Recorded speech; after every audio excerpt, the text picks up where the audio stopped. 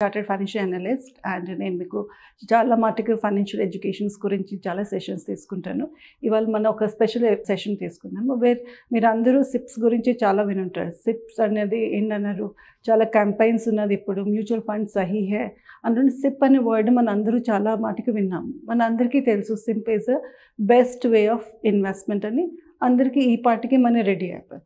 Especially మీరు అందరూ young ఇన్వెస్టర్స్కి ఫస్ట్ స్టెప్ ఆఫ్ వెల్త్ క్రియేషన్కేమో SIP is the only way అని, ఓన్లీ మోడల్ అని ఎంటైర్ ఇండియాలోని ఇప్పుడు చాలా క్యాంపెయిన్స్ అవుతున్నాయి. ముకుందా జ్యువెలర్స్ తెలంగాణలో మొట్టమొదటి ఫ్యాక్టరీ అవుట్లెట్ మన కొత్తపేటలో ఫిబ్రవరి 14న గొప్ప శుభారంభం. కానీ ఇవాళ స్పెషల్ ఏంటి నేను చెప్పనేది అంటే I will teach you a model. ఆ మోడల్తోనే మీకు అర్థమవుతుంది ఎంత టైంలోనే 1 crore అవ్వాలి. మనందరికీ ఉన్నది ఏంటంటే మనం 1 crore అచీవ్ అవ్వాలి. ఓకే, 1 crore అచీవ్ అవ్వడానికి మనకి ఎలాగ ఇన్వెస్ట్మెంట్స్ చేయాలి, ఎంత టైంలో ఇన్వెస్ట్ చేయాలి, ఎలాంటి ఇన్స్ట్రుమెంట్స్లో చేయాలని మనకి చాలా మైండ్లోని గ్యాప్స్ ఉంటుంది. ఆ గ్యాప్కి మనం ఫిల్ చేయడానికి నేను మీకు ఒక చిన్న మోడల్ ఎక్స్ప్లెయిన్ చేస్తాను. ఎక్సెల్లో మీకు చూపిస్తాను. ఎక్సెల్ అంటే మనం చాలామంది భయపడతాం, ఓ చాలా కష్టం అవ్వదు అని. కానీ మనం అంటాం ఏంటంటే Excel is the best friend of wealth creation అని. దానికి మనం ఎంత తొందరగా అడాప్ట్ చేసుకుంటే అంత మన ఫాస్ట్గా లెర్నింగ్ అవుతుంది. అయితే సిప్స్లోని 2-3 వెరైటీస్ ఉంటుంది. ఇవాళ నేను మీకు చెప్పేది ఏంటంటే ఒకటి అంటాము అని ఏంటంటే రెగ్యులర్ సిప్. రెగ్యులర్ సిప్ అంటే ఏంటంటే మనం ఎవ్రీ మంత్ ఒక ఫిక్స్డ్ అమౌంట్ మనం ఇన్వెస్ట్ చేస్తాం. అది ఒక 5 years కైనా, 10 years కైనా, 15 years అయినా, 20 years కైనా, డిపెండింగ్ అపాన్కి మన గోల్ ఏంటి, మనకి ఎంతవరకు మనకి అమౌంట్ కావాలి. అండ్ ఇప్పటివరకు మనకు అందరికీ తెలుసు అంటే ద లాంగర్ టైం మనం ఇన్వెస్ట్ చేస్తే power of compounding work on అవుతుంది. పవర్ ఆఫ్ కంపౌండింగ్ వల్ల మనం ఇన్వెస్ట్ చేసిన అమౌంట్ మీద ఇంట్రెస్ట్ మీద ఇంట్రెస్ట్ వచ్చి మన వెల్త్ క్రియేషన్స్ అవుతుంది. That is the step number 1. ఇంకొక వెరైటీ ఏమంటున్నారు, దానికి స్టెప్ అప్ సిప్ అన్నారు. మీరు చాలామంది వినుంటారు. స్టెప్ అప్ అంటే ఏంటంటే సిప్ కాన్స్టెంట్గా ఇయర్ ఆన్ ఇయర్ సేమ్ ఉండకుండా నెక్స్ట్ ఇయర్ కూడా దానికి మనం ఇంక్రీజ్ చేస్తాం. ఎంత పర్సెంట్ ఇంక్రీజ్ చేస్తాం? మేబీ 5%, 10%, 20%. అది మనం ఎలా డిసైడ్ చేస్తాం? మనకి అందరికీ తెలుసు మన శాలరీస్ పెరుగుతుంది, ఇయర్ ఆన్ ఇయర్ మనకి ఇంక్రిమెంట్స్ వస్తుంది. ఆ ఇంక్రిమెంట్స్ వల్ల మన శాలరీ కూడా పెరుగుతుంటే ఇట్ ఈస్ వెరీ వైజ్కి మనం సైమల్టేనియస్గాను స్టెప్అప్ చేస్తే మన వెల్త్ క్రియేషన్ చాలా ఫాస్ట్గా అవుతుంది. అంటే అది డబులింగ్ లాగా ఉంటుంది. అయితే నేను ఇప్పుడు ఫస్ట్ టైం రెగ్యులర్ సిప్గా చెప్తాను. మీరు just listen for the next 5 minutes. Trust me, ఇది బెస్ట్ అండర్స్టాండింగ్. మన దగ్గర చాలా ఆన్లైన్ క్యాల్కులేటర్స్ ఉన్నది. మనకు అనిపిస్తుంది నేను క్యాల్కులేషన్స్ చేసుకుంటే నాకు తెలిసిపోతుంది. కానీ క్యాల్కులేటర్స్తో ఏంటంటే ఒక్క స్టెప్ వరకే మీకు తెలుస్తుంది. ఓవరాల్ పిక్చర్ అంతా మ్యాప్ లాగా మీకు కనిపించదు. మనం జీపీఎస్ ఆన్ చేసుకుంటాం అనుకోండి, ఎక్కడైనా ట్రావెల్ చేస్తే ఏంటి మన స్టార్టింగ్ పాయింట్ నుంచి లాస్ట్ పాయింట్ చూసుకుంటే దారంతా మనకి ఎక్కడెక్కడికి వెళ్ళాలని తెలుస్తుంది. సిమిలర్లీ మనం ఇలాగ ఎక్సెల్లో లెర్న్ చేసుకుంటే ఏముంటుంది, మనకి ఓవరాల్ లైఫ్ జర్నీ తెలిసిపోతుంది. నెక్స్ట్ 5 years, 10 years, 15 years వరకు మనం ఎక్కడెక్కడ ఎంత మైల్స్టోన్ అచీవ్ చేస్తున్నాం, ఎంత వెల్త్ క్రియేట్ అవుతుంది, అది మనకి క్రిస్టల్ క్లియర్గా అర్థమవుతుంది. Okay, let me show you the calculations. ఇప్పుడు మనము రెగ్యులర్ సిప్ గురించి చూద్దాము. అది చిన్న క్యాల్కులేషన్స్ చెప్తాను. దీని పేరు నేను పెట్టిన ఏంటంటే flywheel model of wealth. Flywheel model of the wealth అంటే ఏంటంటే వీఆర్ ట్రైంగ్ టు అండర్స్టాండ్కి ఎన్ని లెవెల్స్లోని మనం ఫ్రీడమ్కి వెళ్ళిపోవచ్చు. ఫ్రీడమ్ అనే టాపిక్ మనం చాలామంది విన్నాం, ఫైనాన్షియల్ ఫ్రీడమ్ కావాలని. ఫైనాన్షియల్ ఫ్రీడమ్ కావాలంటే ఏంటనుకుంటాము, ఒకటన్నదేమో యాక్టివ్ మనీ. యాక్టివ్ మనీ అంటే మనం చేసుకున్న ఎర్నింగ్స్ బట్టి, అంటే నేను ఒక ఎంప్లాయీ ఉంటే నేను శాలరీ చేసుకుంటున్నాను, బిజినెస్ చేస్తే నా బిజినెస్ ఇన్కమ్ వస్తుంది, అవన్నీ యాక్టివ్ మనీ. యాక్టివ్ మనీ అంటే దేని గురించి నేను కష్టపడి నేను నా టైము నా స్కిల్స్ అన్ని పెట్టేసి ఎర్న్ చేసేదానికేమో యాక్టివ్ మనీ అంటాం. నెక్స్ట్ ఏమంటాము, passive money. Passive money word కూడా చాలామంది వినుంటాం.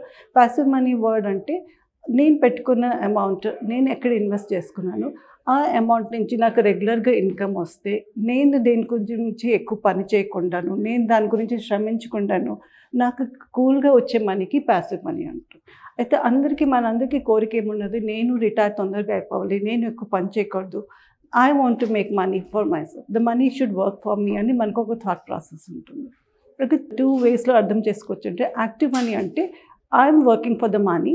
ప్యాసివ్ మనీ అంటే ఏంటి, the money is working for me. ఏది బెటర్?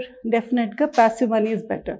అంటే నేను కామ్గా కూర్చున్నాను, మనీ నా గురించి వర్క్ చేస్తుందంటే ఎంత బ్యూటిఫుల్గా ఉన్నది ఆ situation.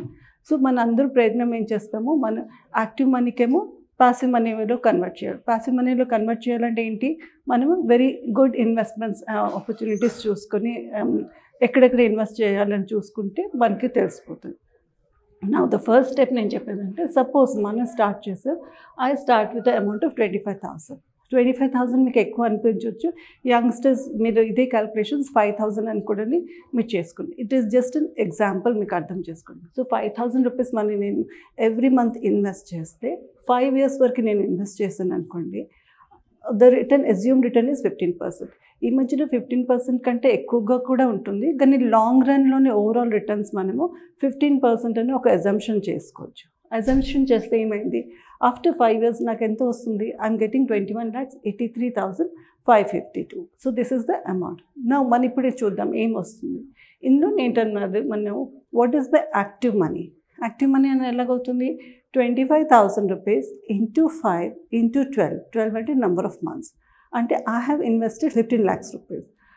So out of the 21,83,000లో 15 lakhs ఏమో నేను పెట్టిన ఇన్వెస్ట్మెంట్, రిమైనింగ్ 6,83,000 ఏమైంది, that is the passive money వచ్చింది. అంటే that is coming through the investments through mutual funds అని వచ్చింది, that is the passive money. అయితే నా లైఫ్ గోల్ ఏముంటుంది, I want to increase this amount. ఏ పాయింట్లో నేను హ్యాపీగా, వెల్దీగా, సక్సెస్ఫుల్గా, రిచ్గా ఫీల్ అవుతాను, ఏ పాయింట్ అంటే వేర్ ఈ అమౌంట్ ఏమో యాక్టివ్ అమౌంట్ కంటే ఎక్కువ ఉంటుంది, అక్కడి నుంచి నాకు హ్యాపీనెస్ స్టార్ట్ అవుతుంది. Let us see step by step ఎక్కడ వస్తుంది. ఇప్పుడు మనం చూసుకుంటే నెంబర్ ఆఫ్ టైమ్స్ ఎంత మన ఇన్వెస్ట్మెంట్ గ్రో అయింది.